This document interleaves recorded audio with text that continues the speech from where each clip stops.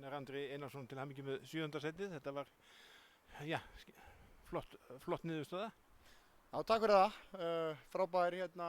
Frábær endir á mótinu og vinna frábært norslið.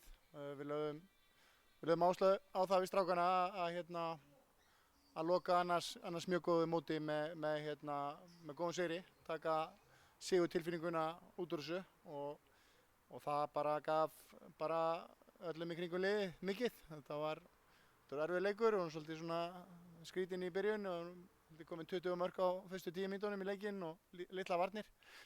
En svo sýndu strákarnir bara mjög mikinn karakter að berja vörnin í gang og eftir það erum við svona með ágætistök á leiknum.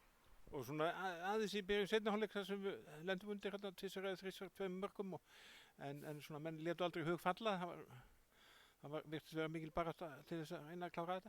Já, ég sammála því. Það náttúrulega voru áhlaup og annað og svona komu kaflar mikið af brottvísunum og ýmislegt svona sem gekk á en strákarnir héldu haus og sýndu mikinn karakter og vilja og aga í að klára þetta. Og afmælisbarnið átti stórleik hérna á síðasta korterinu?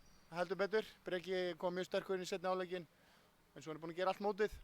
Og markmennir er búin að vera frábærir allt mótið og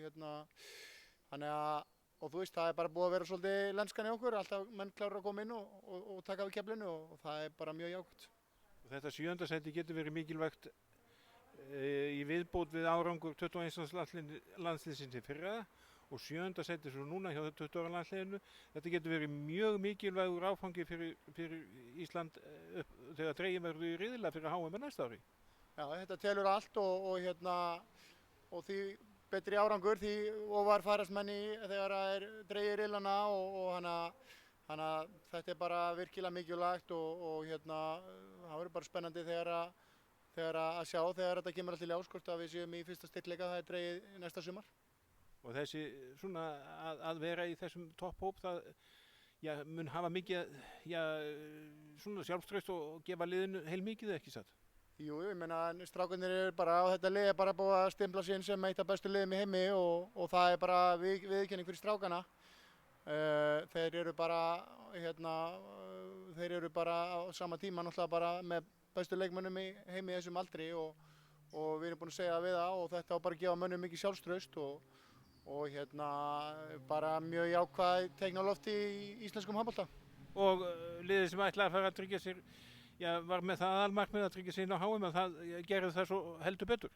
Algjörlega og þú veist, bara rosa góður prósess í sumar og mikið hrós á strákana, bara ofboðslega viljugir og til að leggja mikið á sig þannig að hrósið á eiga þeir skilið.